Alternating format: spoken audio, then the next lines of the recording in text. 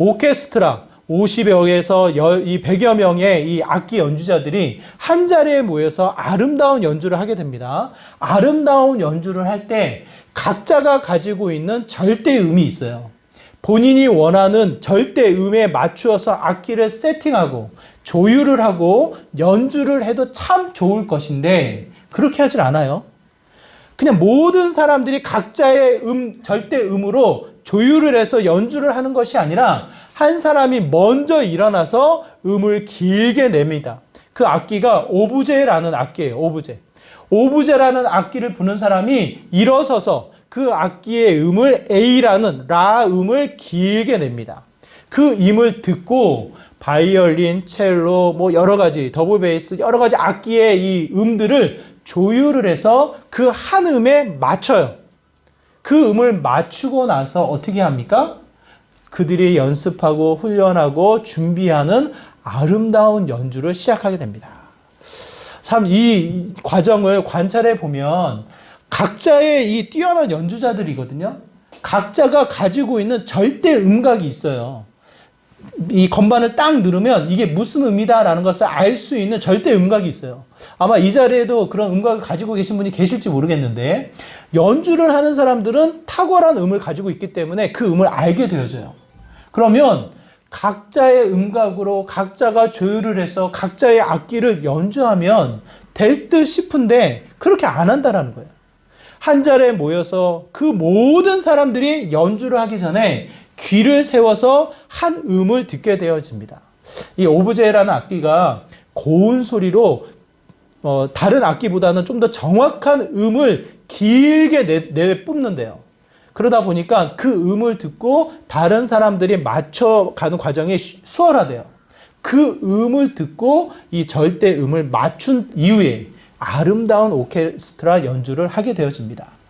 제가 이 말씀을 드리는 이유는 각자의 멋대로, 마음의 각자의 가치대로 내 삶 테두리 안에서의 이 똑같은 분주함, 내 안에 처해진 이 상황에 따라 살아가면 되는 거 아니에요, 여러분?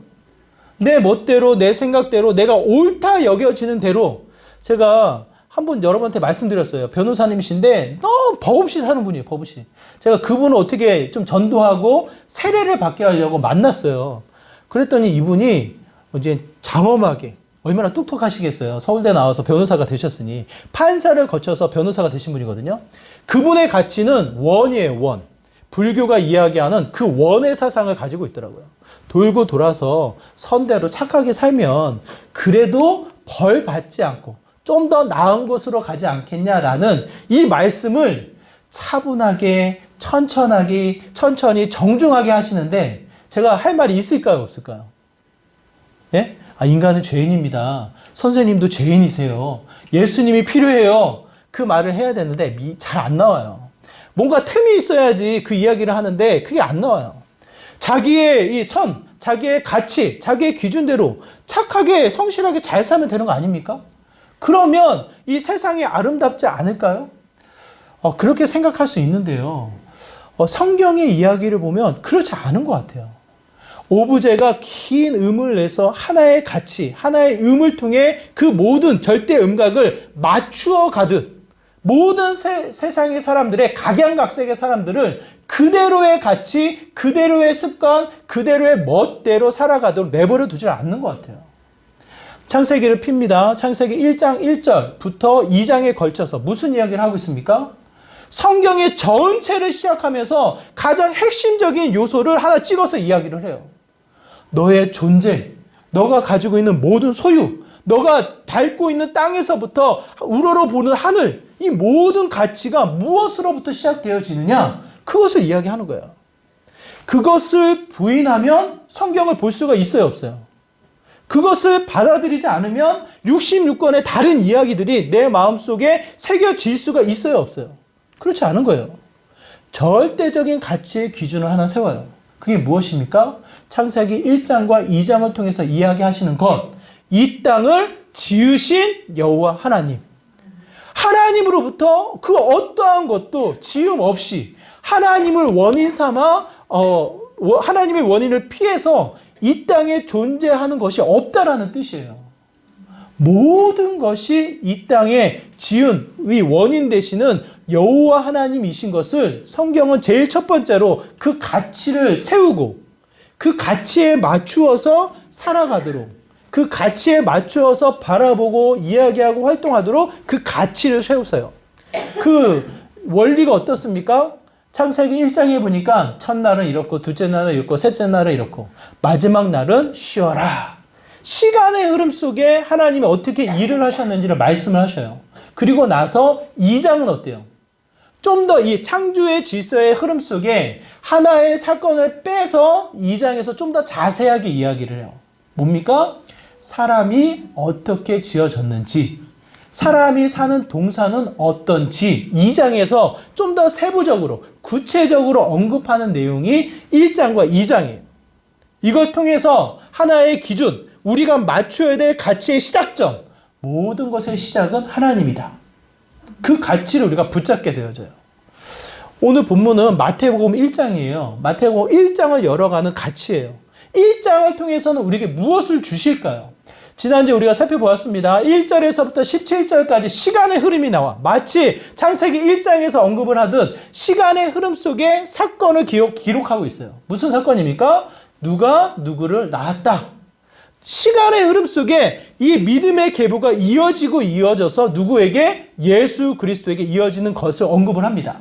18절에서부터 25절 마치 창세기 2장처럼 그 시간의 흐름 속에 주어진 사건의 하나의 핵심을 뽑아서 자세하게 섬세하게 구체적으로 언급하는 내용이 18절에서부터 25절까지의 말씀이에요. 무엇입니까? 낳고 나와서 예수님이 낳아졌는데 그 예수님이 어떻게 오셨냐? 그 예수님이 어떻게 나심 받았냐? 그 이야기를 구체적으로 18절에서부터 25절을 이야기를 하고 있어요. 그 18절의 말씀을 통해서 그 핵심적인 내용 우리가 살펴보면 이렇습니다. 우리 18절의 말씀 한번 같이 읽어볼까요? 함께 있습니다. 시작. 예수 그리스도의 나심은 이러하니라. 그의 어머니 마리아가 요셉과 약혼하고 동거하기 전에 성령으로 잉태된 것이 나타났더니 뭐라고 기록되어 있습니까? 상황을 설명하고 있어요. 상황. 예수 그리스도의 나심이 이러하다. 두 사람을 주목해서 우리가 살펴볼 수 있는데 어머니 마리아, 아버지 누구요? 요셉을 통해서 살펴볼 수 있습니다. 그들의 상황을 오늘 18절에 설명하기를 뭐라고 설명합니까? 그들의 상황을 설명하기를 약혼을 하였다. 결혼을 했습니까? 안 했습니까? 안 했어요. 결혼을 안 했는데 애를 낳는데요. 이게 반가운 일이에요? 안타까운 일이에요? 좋은 일이에요? 축하할 일이에요? 아니면 숨길 일이에요? 부끄러운 일이에요? 요즘은 대답하기 어려워요. 왜? 요즘 혼수라고 하니까 세상이 여러 가지에 뒤덮여져 가지고 결혼 전에 아기를 갖는 게 부끄럽지 않은 시대가 돼버렸어요. 그러다 보니까 오늘 본문이 그렇게 요셉에게는 큰일일까 어려운 일일까 알 수 없는 상황이 돼버린 거예요. 근데 이 당시의 상황, 오늘날의 유대인들, 오늘날의 이스라엘 백성은 굉장히 큰일이에요. 이 거룩함, 부정함, 이 기준이 그들의 삶 가운데 굉장히 중요하거든요. 이 오늘 본문의 마리아와 요셉의 상황은 돌을 들어 마리아를 쳐 죽여도 이 죄값을 처벌할 수 있는, 죄값을 물을 수 있는 상황인 거예요. 그만큼 마리아는 결혼하기 전에 애를 가졌다? 부정한 거예요. 그 부정함이 이 결혼할 남편에게 찾아오게 되어져요. 왜? 그 결혼할 남편이 있으니까 그 애를 누굴 통해서 가졌겠냐? 남편을 통해서 가졌겠지. 그런 생각에 요셉조차도 부정하게 여기고 요셉조차도 가문에서 쫓겨날 상황이 오늘 본문에 나타나 있는 마리아와 요셉의 상황인 거예요. 단순하게 도덕적인, 윤리적인 부분에서의 이 가치를 이야기하는 것이 아니라 죽느냐 사느냐의 문제가 마리아와 요셉에게 달려있고 그만큼 이 가치, 자신의 존재가 흔들리는 이스라엘 백성의 한 민족으로서 이 자손으로서 존재가 흔들리는 문제 앞에 직면하게 되어진 거예요. 이 사건을 두고 요셉은 그래도 점잖은 사람이에요. 19절에 보니까 의로운 사람이라고 표현되어져 있어요. 그 사람은 이 사건을 드러내지 않고 그냥 숨기고 감추고 이 문제를 끊으려고 했어요. 끊으려고 했다는 이야기는 약혼을 파기하고 오히려 그냥 그 여자를 떠나보내는 자신은 혼자 그 짐을 지려고 하는 거리를 두려고 했던 마음으로 우리가 이해를 해요. 그만큼 요셉은 이 모든 상황을 본인이 또 짊어질 부분을 짊어지고 이 문제를 해결해야겠노라고 그 소식을 듣자마자 끊겠다. 이 계약을 파기하겠다라고 마음을 작정했던 사람이에요. 나름대로 이 자신에게 해를 끼치는 그 여인을 향해서 손가락질하고 부정하다 욕하고 처벌을 요했던 것이 아니라 나름대로는 멈추고 관계를 정리하려고 했던 게 요셉의 상황이 아닐까라는 생각이 들어요. 그럼에도 불구하고 요셉의 상황을 우리가 살펴보면 상당히 그 마음이 두려웠겠구나. 한번 생각해 보세요. 갑자기 오늘 밤 천사가 찾아와서 나에게 그런 말을 한다고 생각해 보세요. 어떨 것 같아요? 나는 남자도 알고 이미 결혼을 했으니까 아무 문제가 되지 않나요? 아마 난리 날 거요. 아무런 관계를 이루지 않았음에도 불구하고 갑자기 애가 생겼다라고 하면 집안에 풍파가 나는 거예요. 풍파가. 모든 신뢰가 끊어지면서 문제가 발생되는 시작점이 오늘 본문의 시작이에요. 그런데 이 내용을 두고 천사가 찾아와서 마리아에게 뭐라고 말씀하십니까? 오늘 본문은 요셉을 중심으로 기록되어져 있다면 누가복음은 마리아를 중심으로 기록되어져 있어요. 마리아에게 찾아와서 천사가 하는 말이 이와 같습니다. 우리 한번 같이 읽어볼까요? 누가복음 1장 30절이 이렇습니다. 함께 읽습니다. 시작! 천사가 이르되 마리아여 무서워하지 말라. 네가 하나님께 은혜를 입었느니라. 천사가 찾아와서 이와 같은 말씀을 하셔요. 네가 애를 낳을 거야. 너가 은혜를 입었다. 어때요, 여러분? 마음이 어때요? 갑자기 채동배가 이제 셋째를 가지고 이 교회에 온다고 한번 생각해 보세요. 축하하시겠죠? 근데 아내는 전혀 나랑 관계없이 애를 낳고 나와서 셋째를 가져온다고 한번 생각해 보세요. 난리 날 거래 아마. 아마 여러 가지의 목회의 문제에서부터 교회의 풍파, 교회에 어떻게 목사님이 이럴 수 있냐라는 여러 가지 생각을 교차하면서 에이 그런 일 없을 거야 두둔도 하면서 싸움이 벌어지면서 아마 여러 가지의 갈등이 놓이지 않을까 싶어요. 자, 질문을 드립니다. 그 자리가 은혜일까요? 그 자리가 너무 은혜로울까요? 어떨까요, 여러분? 저부터도 떨릴 것 같아요. 이게 무슨 일입니까? 아니 주실 게 없어서 이런 일을 주십니까? 낭떠러지에 나를 세우셔가지고 떨어지나 안 떨어지나 시험하는 것입니까? 저 사람들이 그 말을 곧이곧대로 믿겠습니까? 돌을 들어 나에게 그 돌을 던지며 치겠지. 아니 그 말을 나에게 믿으라고요? 이게 은혜를 입은 거라고요? 라고 하며 마음의 답답함, 마음에 이해할 수 없는 속상함, 억울함, 앞으로 다가올 이 일에 대한 두려움과 염려가 아마 밤을 지새우게 만들지 않을까 싶어요. 오늘 아까 읽은 이 요셉의 중심으로 보았을 때도 똑같아요. 천사가 찾아와서 뭐라고 이야기해요? 무서워하지 말아라. 이렇게 이야기를 해요. 20절에 보면. 지금 놓여져 있는 마리아, 지금 놓여져 있는 요셉, 그 어느 누구보다 억울하고 답답하고 정말 이 낭떠러지 끝자락에서 언제 떨어질지 모르는 두려움 가운데 놓여져 있는 사람들로 생각해 볼 수가 있어요. 근데 여러분 한번 생각해 보세요. 은혜를 입는다라고 하는 그 순간이 정말 모든 상황을 갖추고 모든 상황이 형통해서 은혜롭다라는 그 순간이 얼마나 되던가요, 여러분? 얼마나 되던가요? 어느 순간에 끝자락으로 하나님이 나를 몰아가시는 그런 느낌 받으신 적 없으신가요? 제가 우리 기쁨에게 오면서 너무 감사하고 기쁘다고 정말 하나님의 일하심이 늘 기대하고 설레인다는 말 자주 드렸어요. 그렇죠? 기억 못 하시나? 자주 했어요, 정말로. 정말 그랬으니까. 항상 제 마음은 편안하고 항상 제 마음은 형통했을까요? 2년의 이 시간 동안 코로나의 이 상황 속에 뭔가 하려고 하면 멈춰버리고 뭔가 해야 하려고 하면 발목 잡는 것 같고 그 순간순간마다 제 마음은 항상 기쁘고 항상 은혜롭고 항상 형통했을까요? 늘 답답함이 있는 거예요. 나가야 되는데 못 나가고 해야 하는데 뭔가 잡혀있고 여러 가지의 답답함이 늘 있으면서도 은혜로운 이 교차함이 늘 있다는 거예요. 제가 여러분께 영상을 하나 드렸습니다. 이혜령 교수님의 영상이에요. 정말 끝자락에 예수님을 믿으신 분이에요. 이분이 그 영상에서 뭐라고 말씀하십니까? 자기는 예수님 믿기 전에는 너무 잘 나갔다고. 예수님 믿기 전에는 모든 일이 잘 됐고 형통했고 이 영향력이 쭉쭉했다고. 영향력이 쭉쭉 뻗어나가서 모든 일을 하는데 아무 문제가 없었다고. 예수님은 믿는가 동시에 자기에게 찾아온 게 뭐라고요? 고통이에요, 고통. 예수님은 믿는가 동시에 찾아온 게 환난이에요, 환난. 딸이 죽었고 딸은 약했어요. 예수님을 믿게 된 이어령 교수님의 그 시작점도 이 딸이 실명을 하느냐 안 하느냐라는 이 갈림길에서 우리 딸의 눈을 지켜주시면 믿겠노라고 그 기도와 함께 믿음을 갖게 되신 거예요, 이어령 교수님이. 그래서 약했기 때문에 이제 죽음의 자체가 물론 큰 낙심이고 좌절이었겠지만 어느 정도의 준비가 되어 있었던 것 같아요. 딸의 죽음. 더 충격은 뭐예요? 손주의 죽음이에요, 손주의 죽음. 갑자기 죽은 거예요, 갑자기.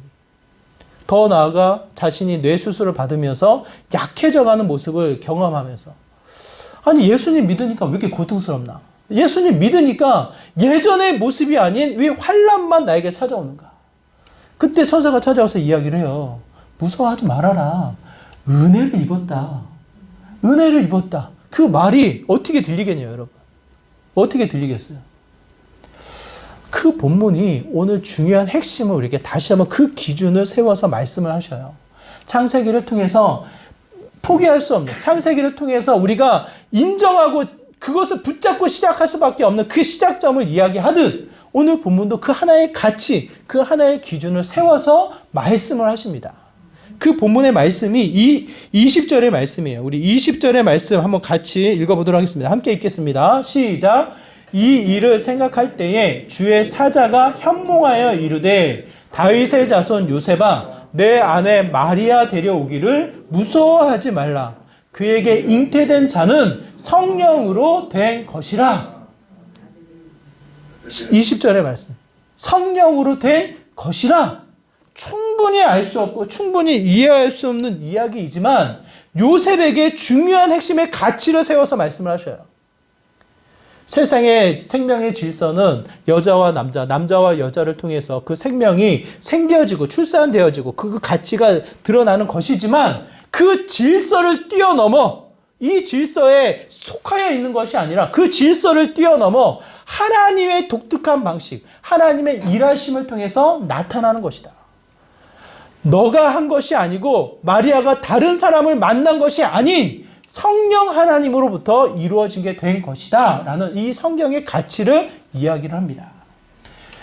예수님이 이 땅에 오셔서 우리를 구원하기 위해서는 우리의 약함, 우리의 모든 상황을 충분히 공감해야 할 참 인간의 모습으로 이 땅에 오셔야 했어요. 하지만 합당한 공의로운 하나님 앞에 그 죄값을 물으시기 위해서는, 그 죄값을 대신 치르기 위해서는 그 예수님이 어떠한 분이셔야 합니까? 죄가 없는 분이셔야 되는 거예요. 죄가. 아담의 혈통을 통해서 그 계보에 따라서 똑같은 질서의 방식으로 이 땅에 오신다면 죄가 없이 이 땅에 오실 수가 없는 분이신 거예요. 모든 인간은 똑같은 질서를 통해서 나타났을 때 아담부터 이어진 그 죄의 근성이 남아있기 때문에 그래서 예수님이 이 땅에 오셔서 구원의 역사를 이루기 위해서는 특별한 방식, 하나님이 택한 방식에 이 방식으로 이 땅에 임하셔야 하는데 그 방식이 어떻습니까? 성령으로 된 것이라. 성령으로 된 것이라. 오늘 본문이 사실은 설교하기가 굉장히 까다로워요. 왜? 이성으로 이해가 안 되거든요. 이 이야기를 설명했을 때 받아들이고 이해하고 이것을 동의하기가 결코 쉽지 않은 이야기거든요. 그런데 중요한 가치가 이 안에 포함되어 있어요. 예수 그리스도가 어떠한 모습으로 이 땅에 오셨냐? 참 인간으로 이 땅에 오셔서 우리를 충분히 아시고 공감해 주시고 대신 죄를 치르시는 분이시지만 죄가 없으시기 때문에 그걸 완전하게 감당하시는 분이 예수 그리스도시다. 그 시작점이 이 땅을 지으신 예수 그리스도, 이 땅을 지으신 하나님이 이 땅에 오실 때에 그의 독특한 방법, 특별한 방법으로 이 땅에 오시게 된 것이다 라는 것을 성경은 우리에게 말씀하고 있습니다. 그것이 곧 성령으로 된 거예요. 성령으로. 오늘 본문이 갑자기 뚝 떨어진 게 아니고요. 구약에서부터 삼위의 하나님을 이야기하고 있고 삼위의 하나님의 이 일하심을 통해 성령 하나님이 우리를 어떻게 회복시키며 어떻게 일하실 것인지를 알려주고 있어요. 여러분. 창세기 1장 2절, 제가 1장과 2장을 제가 말씀드렸죠. 창조의 사역. 그 창조의 사역에서도 성령 하나님이 언급되십니다. 1장 2절의 말씀인데, 창세기 1장 2절의 말씀 한번 같이 읽어볼까요? 함께 있습니다. 시작. 땅이 혼돈하고 공허하며 흑암이 깊음 위에 있고 하나님의 영은 수면 위에 운행하시니라. 말씀으로 이 땅을 지으신 그 삼위의 하나님께서 모든 것을 지어 나가실 때 아무것도 없는 이 땅, 이 수면을 걸으시며 이 공허한 땅에 창조의 질서를 세워 나가실 때 하나님의 영이 그 수면을 운행하시니라. 성령 하나님이 존재하시고 성령 하나님의 일하심이 창조에 임하셨고 그 사역의 역사 속에 하나님이 함께 하셨다라는 것을 언급하고 있어요. 더 나아가 에스겔 선지자를 통해서 이스라엘 백성이 어떻게 회복하게 될 것인가 환상을 보이시면서 말씀하시는데, 에스겔서 37장의 말씀이 이와 같습니다. 이 말씀도 한번 같이 읽어보겠습니다. 에스겔서 37장 4절, 5절, 6절의 말씀 우리 한번 같이 읽겠습니다. 시작. 또 내게 이르시되 너는 이 모든 뼈에 대언하여 이르기를 너희 마른 뼈들아 여호와의 말씀을 들을지어다. 주 여호와께서 이 뼈들에게 이같이 말씀하시기를 내가 생기를 너에게 들어가게 하리니 너희가 살아나리라. 너희 위에 힘줄을 두고 살을 입히고 가죽으로 덮고 너희 속에 생기를 넣으리니 너희가 살아나리라. 또 내가 여호와인 줄 너희가 알리라. 아멘. 이렇게 말씀하고 계셔요. 죽어가는 땅, 죽어가는 백성, 결국 그 땅은 마른 뼈와 같은 모습밖에 없겠지만 그 이스라엘 백성이, 하나님의 택한 백성이 마른 뼈로 죽어가겠느냐? 그렇지 않다. 다시 창조의 질서 속에 그들의 이 흙으로 그들을 다시 생기를 불어넣어 생명을 하나님이 허락하셨던 것처럼 그 마른 뼈에 생기를 불어넣어 살이 붙고 근육이 생기고 힘줄이 생겨 다시 생명의 가치가 회복되게 될 것이다라는 그 생기라는 이게 영이에요. 영. 바람이라는 거야. 바람. 이 하나님이 이 코에 생기를 불어넣어서 생명을 일으키시듯 성령 하나님이 어떻게 해요? 바람과도 같이 임하셔서 우리의 삶 가운데 참 회복으로 이끌어 나가시는 분이 삼위의 하나님, 성령 하나님이신 것을 성경은 우리에게 말씀하고 있습니다. 그 일하심이 신약을 열어가면서 다시 한번 주목하라는 거예요. 구약에 이미 일하셨고 구약에 약속되어졌던 그 하나님이 지금 이 땅의 제한, 우리에게 허락되어지는 공간, 우리에게 허락되어지는 이 수많은 일들에 속해져 있는 것에 있는 이 제한된 것에 멈추는 것이 아니라 어떻게 해요? 이 제한을 뛰어넘는 하나님의 일하심을 다시 한번 주목하라는 뜻이에요, 여러분. 그 모습으로 예수님이 이 땅에 임하게 되십니다. 성령 하나님. 그 성령 하나님은 예수님이 그 삼위의 하나님이 동등하신 분이시지만 우리의 이해를 돕기 위해서 이렇게 말씀하셔요. 내가 너희들과 함께 있는 것이 참 좋지만 내가 너희들을 떠나 하늘나라 아버지께로 가는 게 유익하다. 왜 유익한 줄 아느냐? 뭐라고 말씀하셔요?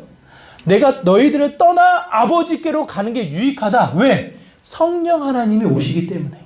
성령 하나님이 다시 우리의 삶 가운데 임하셔서 제한된 삶이 아니라 질서 속에 속해 있는 삶이 아니라 세상에만 멈춰 있는 삶이 아니라 어떻게 해요? 초월한, 뛰어넘는 삶을 살아가기 때문에 그렇다고.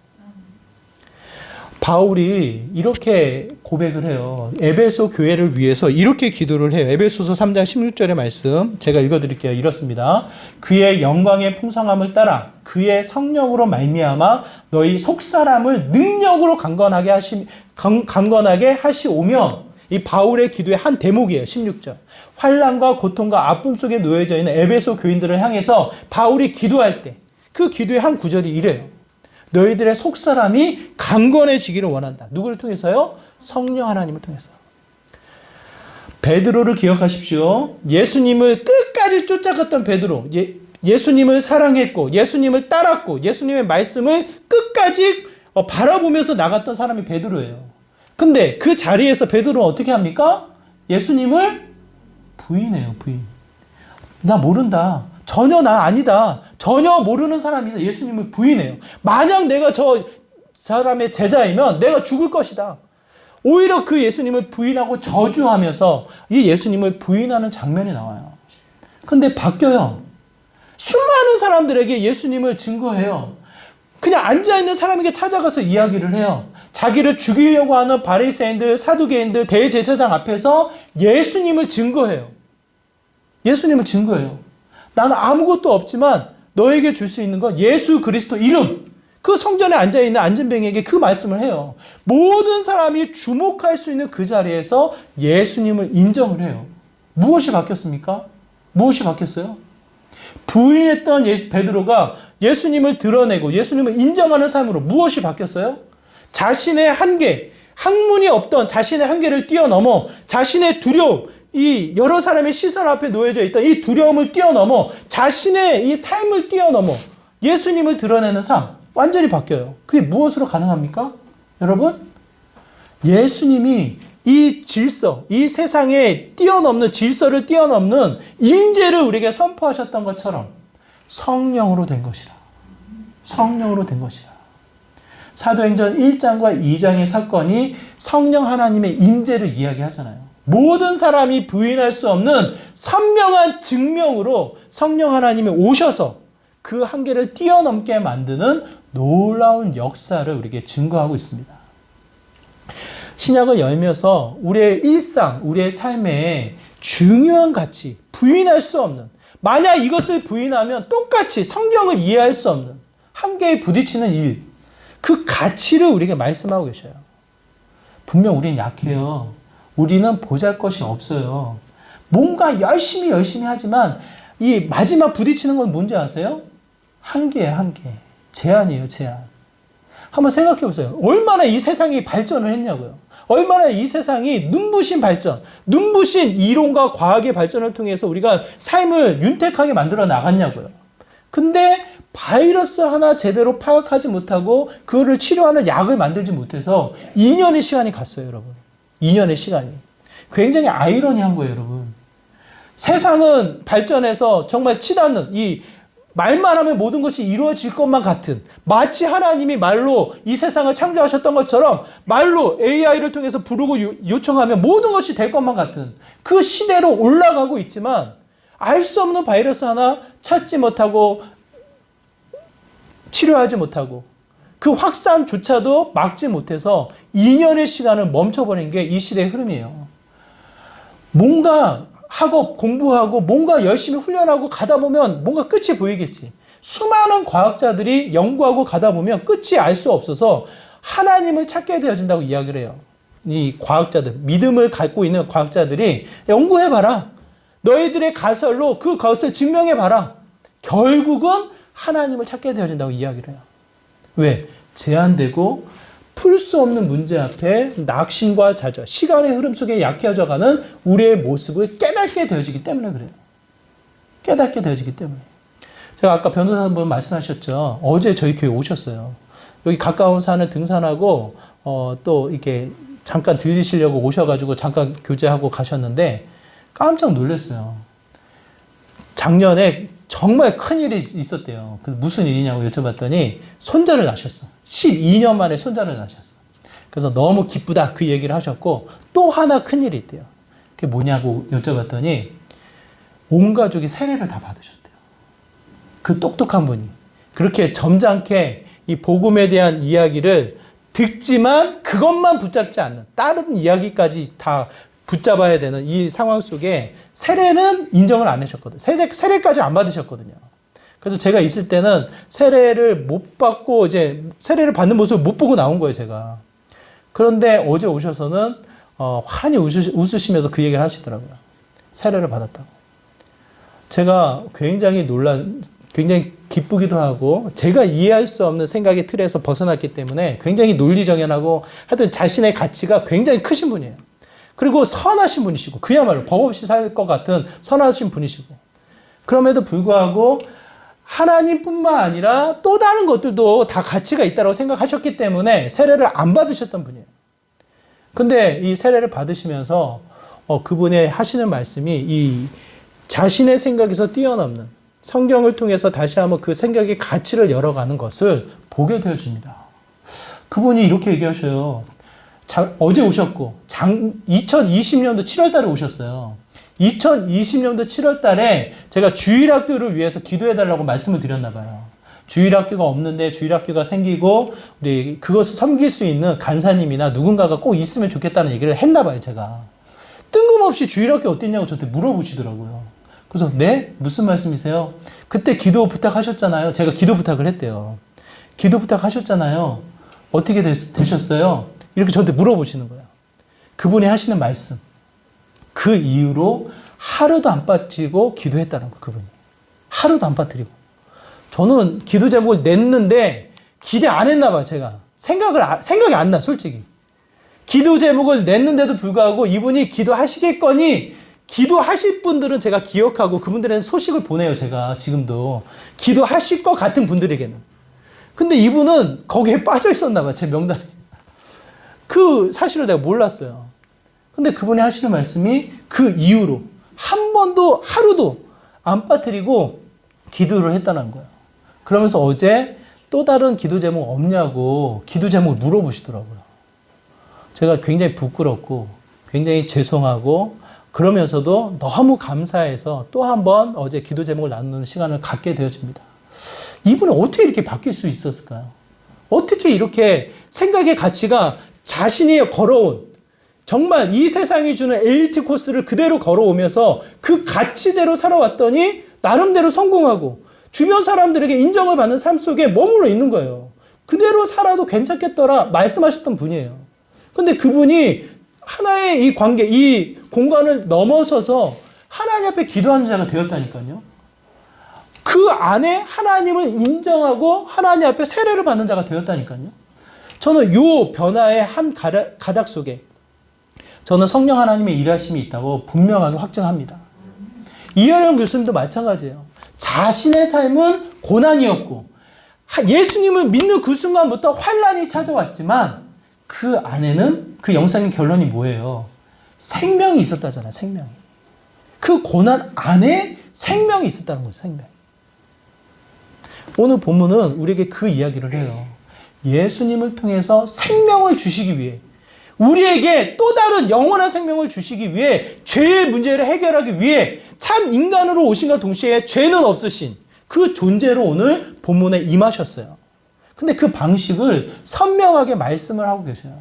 성령 하나님으로 된 것이다라는, 성령으로 된 것이다라는 분명한 말씀을 선포하고 계셔요, 여러분. 저는 그 말씀을 여러분이 기억하셔서 이 안에 머물지 않기를 원해요. 한번 생각해 보세요. 이 오케스트라 각양각색의 자신들만의 절대 음각으로 자신의 악기를 맞춰서 연주를 한다고 한번 생각해 보세요. 그게 불협화음이 나니까 한 악기를 통해서 맞춰서 행동하도록, 맞춰서 음을 내도록 그 음을 맞추는 시간을 갖는 거예요, 여러분.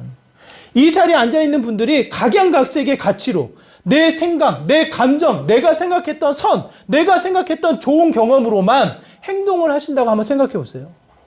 각양각색의 모습으로 불협화음이 날 확률이 높아요. 가정도 마찬가지예요. 아무리 사랑해서 결혼해도요, 생각과 이 느끼는 감정이 달라요. 절대 음각이 달라요. 그러다 보니까 수시로 맞춰 나가는 과정 속에 싸움이 나타나는 거예요, 싸움이. 저는 여기서 여러분 기억하시기 바라요. 그 안에 머물지 않기를 바라요. 그 안에 우리들의 시선으로 바라보면 답답해요. 억울해요. 풀리지 않는 문제 앞에서 좌절과 낙심밖에 없어요.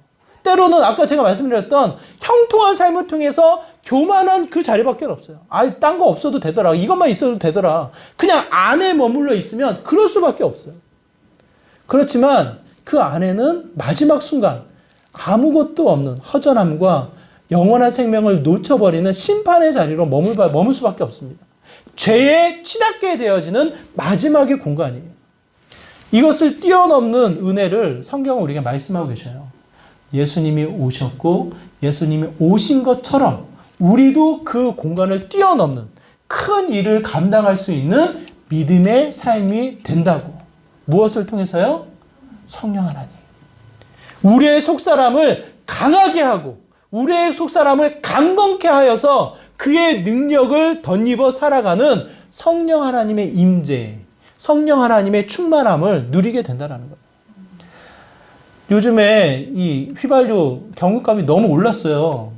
너무 올라가지고 기름을 안 넣는다고 한번 생각해 보세요. 아무리 좋은 차가 있어도 그 차를 쓸 수가 있습니까? 없습니까? 멈춰 있는 거예요. 아무리 좋은 차 닦고 세차해서 이 뽐을 내도 달리지 못하는 거예요. 왜? 비싸가지고 연료를 안 넣었거든. 연료가 없으니까 그 차는 멈춰 있을 수밖에 없어요. 조금 있는 연료 가지고 움직이다 보면 멈춰버려요. 가는 곳중에 더 위험해져요. 우리가 하나님 안에서 거룩한 백성이라고 예배 드리면서 하나님 안에서 말씀대로 살아가야 된다고 생각을 하면서 만약 성령의 기름이 없다면, 성령의 충만함이 없다면 굉장히 안타깝고 달리지 못하는 멈춰있는 모습과도 같고 조금 있는 성령 가지고 달려보다 보면 그냥 쓰러져 버리는, 지쳐버리는 형태가 될 수 있다는 것. 그래서 바울은 기도합니다. 속사람의 강건을 위해서, 성령을 통한 속사람의 강건을 위해서 기도하게 되어집니다. 저는 오늘 본문의 사건 여러분 믿음으로 고백하세요. 예수님이 성령으로 이 땅에 오시게 된 것, 남자와 여자 이 안의 질서를 통해서 오신 것이 아니라 하나님의 방법, 이 땅을 지으신 하나님의 방법으로 성령을 통해서 이 땅에 오신 예수 그리스도, 그분이 성령 하나님 우리에게 약속하셨습니다. 우리의 일상 가운데 우리의 이 제한된 공간을 뛰어넘는 하나님의 역사, 하나님의 능력을 경험할 수 있는 성령의 충만한 삶을 우리에게 약속하셨고 그 일을 증명하셨습니다. 나의 한계가 있어요. 배움의 한계가 있어요. 내 삶의 영역에 이 영향력의 한계가 있어요. 건강의 한계가 있어요. 뭔가 달려가고 싶어도 부족한 여러 가지 한계가 늘 부딪혀요, 여러분. 그 자리가 여러분 기억하세요. 성령 하나님을 경험할 수 있는 자리예요. 성령 하나님을. 다른 사람들이 나를 핍박하는 그 자리가 성령 하나님이 증거되어지는 자리예요. 그래서 그 자리가 또 하나 은혜를 입었더라 표현되어지는 거예요. 낭떠러지로 치닫게 해서 끝나는 것이 아니라 그 자리가 천사 천군을 통해서 빛나게 하는 자리이기 때문에 그 자리가 은혜를 입었다라는 하나님의 시선으로 이야기하게 되어집니다. 우리 코로나로 통해서 이제 제한이 풀리고 좀 더 일상의 회복을 기대하는 그 점에 우리가 세움을 얻었거든요. 여러분 기억하세요. 정말 예전의 모습으로 멈추지 않길 원해요. 예전의 모습으로 그대로 돌아가는 거 저는 그거 아니라고 생각해요.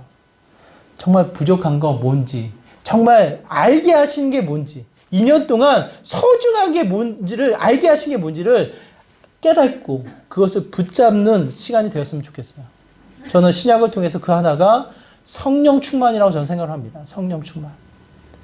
성령 충만 포괄적이죠. 너무 막연하죠. 그렇지 않아요. 말씀을 통해서 오셨다. 성령에서 이야기하는 거고 그 고난의 자리에 반드시 성령 하나님이 일하신다. 우리의 상황 속에 일하신다. 믿음을 허락하시는 거고 마지막 예수님을 통해서 임마누엘 그 하나님이 함께 하신다라는 걸 증명케 하시는 거예요. 여러분. 그 말씀의 세 가지를 붙잡고 성령의 충만한 자리로 나아가는 믿음의 복된 삶 되시기를 주님의 이름으로 축원합니다. 나의 한계를 뛰어넘는 하나님의 강함, 하나님의 능력에 선포되어지는 믿음의 귀한 삶, 우리들의 삶이 되기를 다시 한번 주님의 이름으로 축원합니다. 우리 말씀을 기억하면서 함께 기도하기를 원합니다. 하나님 그렇습니다. 나는 늘 한계에 부딪힙니다. 늘 연약합니다. 늘 부족합니다. 하지만 그 자리가 예수 그리스도가 이 땅에 오신 놀라운 역사의 현장임을 이 시간 고백합니다. 성령의 충만함을 더하여 주시고 성령의 역사를 더하여 주시고 나는 부족하지만 성령 하나님이 증거되어지는 믿음의 귀한 자리가 되게 하여 주시옵소서라고 나의 속사람을 강건케 하여 주시고 성령의 역사를 더하여 주시고 다시 한번 우리의 일상이 예수 그리스도를 증거해 나가는 믿음의 귀한 삶 되게 해달라고 말씀을 기억하면서 함께 기도하며 나가도록 하겠습니다. 기도합니다. 하나님 이 시간 간절한 마음으로 기도합니다. 내 인생살이 너무나도 연약합니다. 부족합니다. 건강이 없습니다. 가진 것이 없습니다. 지혜가 부족합니다. 학업에 있어서도 지쳐가는 것이 우리들의 모습입니다. 그럼에도 불구하고 그 제한된 공간에 멈춰 있는 것이 우리들의 모습이 아니라 성령 성령 하나님을 통해서 초월한, 성령 하나님을 통해서 뛰어넘는 믿음의 모습이 되는 것을 이 시간 고백합니다. 예수님이 이 땅에 오셔서 우리의 모든 죄값을 치르시고 참으로 부활하신 예수 그리스도의 그 믿음의 모습처럼 다시 한번 그분을 따라 나아가는 믿음의 귀한 삶이 되기를 간절히 소망합니다. 우리의 제한된 모습 속에 뛰어넘는 믿음을 더하여 주시고 그 때때마다 돕는 성령 하나님의 충만을 더하여 주시고 그 하나님의 역사를 경험해 나가는 믿음의 귀한 삶이 되게 하여 주시옵소서. 우리의 일상 가운데 다시 한번 그 성령 하나님의 일하심이 선포되어지는 믿음의 귀한 자리가 되게 소망합니다. 임하여 주시고 일하여 주시고 우리가 다시 한번 깨어나는 믿음의 귀한 자리 되게 하여 주시옵소서. 주님,